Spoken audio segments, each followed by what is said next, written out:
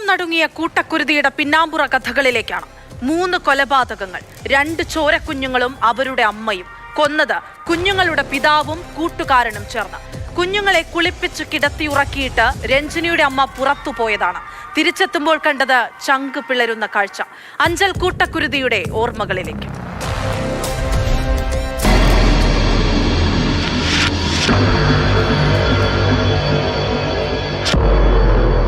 മനുഷ്യ മനസാക്ഷിയെ മരവിപ്പിച്ച അഞ്ചൽ സ്വദേശി രഞ്ജിനിയുടെയും മക്കളുടെയും കൊലപാതകം നടന്നിട്ട് വർഷം 18 പിന്നിട്ടു.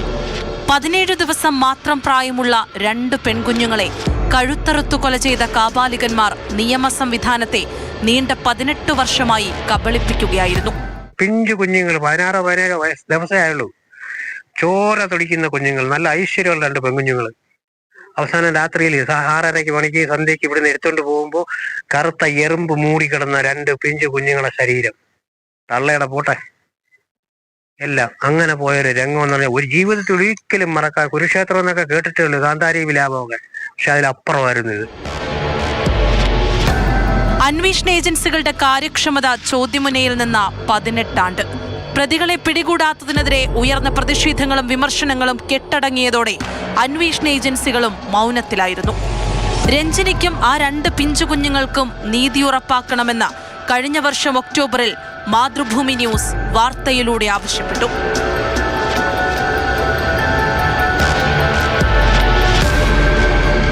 അന്വേഷണമോർജിതമാക്കിയ CBI സംഘം അവസാനം പ്രതികളുടെ ഒളിത്താവളം കണ്ടെത്തി.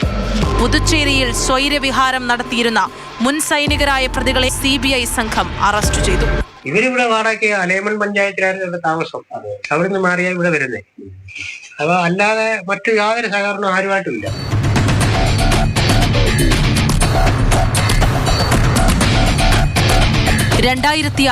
ഫെബ്രുവരി 10 ഏറത്ത് വാടകയ്ക്ക് താമസിച്ചിരുന്ന അലയമൺ സ്വദേശി രഞ്ജിനിയെയും 17 ദിവസം മാത്രം പ്രായമുള്ള ഇരട്ട പെൺകുട്ടികളെയും വീടിനുള്ളിൽ കൊല്ലപ്പെട്ട നിലയിൽ കണ്ടെത്തുകയാണ്. രഞ്ജിനിയും ദിവിൽകുമാറും പ്രണയത്തിലായിരുന്നു. സൈനികനായ ദിവിൽകുമാർ രഞ്ജിനിക്ക് വിവാഹ വാഗ്ദാനം നൽകി. ഇതിനിടെ ഗർഭം ധരിച്ച രഞ്ജിനിയോട് ഗർഭമലസിപ്പിക്കാൻ ദിവിൽകുമാർ പലതവണ ആവശ്യപ്പെട്ടു. പക്ഷേ അതിന് രഞ്ജിനി തയ്യാറായില്ല. അതിനിടെ ഇരട്ട പെൺകുഞ്ഞുങ്ങൾക്ക് രഞ്ജിനി ജന്മം നൽകി.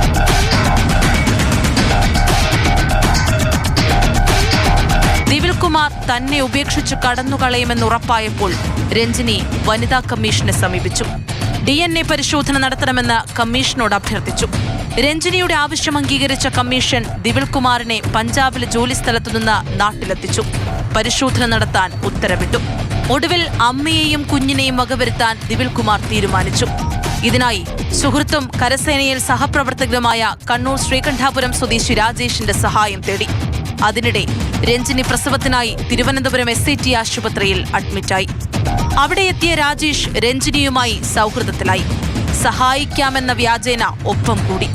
പ്രസവശേഷം വീട്ടിലെത്താൻ വാഹനം ഏർപ്പാടാക്കി നൽകിയ രാജേഷ് രഞ്ജിനി വാടകയ്ക്ക് താമസിച്ചിരുന്ന വീട്ടിലുമെത്തി. സംഭവ ദിവസം രാവിലെ വീട്ടിലെത്തിയ രാജേഷാണ് കൃത്യം നിർവഹിച്ചതെന്നാണ് അന്വേഷണ ഏജൻസികളുടെ കണ്ടെത്തൽ. ഇയാൾ സംഭവ ദിവസം വീട്ടിൽ വന്നിരുന്നതായി രഞ്ജിനിയുടെ അമ്മ ശാന്തമ്മ മൊഴി നൽകി. ഈ മൊഴിയാണ് പ്രതികളിലേക്കെത്താൻ സഹായിച്ചത്. ദൃക്സാക്ഷികളില്ലാതിരുന്ന കുറ്റകൃത്യം. രാവിലെ അഞ്ചൽ ടൗണിൽ പോയ അമ്മ ശാന്തമ്മ തിരിച്ചെത്തുമ്പോൾ കണ്ടത് വീടിനുള്ളിൽ മകളും കൊച്ചുമക്കളും കൊല ചെയ്യപ്പെട്ട് ചോരയിൽ കുളിച്ചു കിടക്കുന്നത്. ഈ നിലവിളി കേട്ട് ഞാൻ ഓടി വരികയായിരുന്നു. ഓടി വന്ന് നോക്കിയപ്പോൾ സ്ത്രീ എൻ്റെ ഈ പടിക്കൽ കിടന്ന് കരയുക.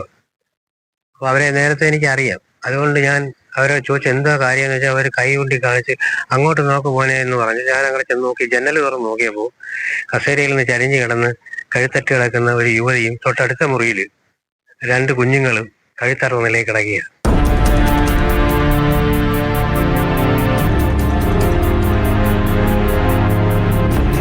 ആദ്യം ലോക്കൽ പോലീസ്, പിന്നെ ക്രൈംബ്രാഞ്ച്, ശേഷം CBIയും കേസ് അന്വേഷിച്ചു.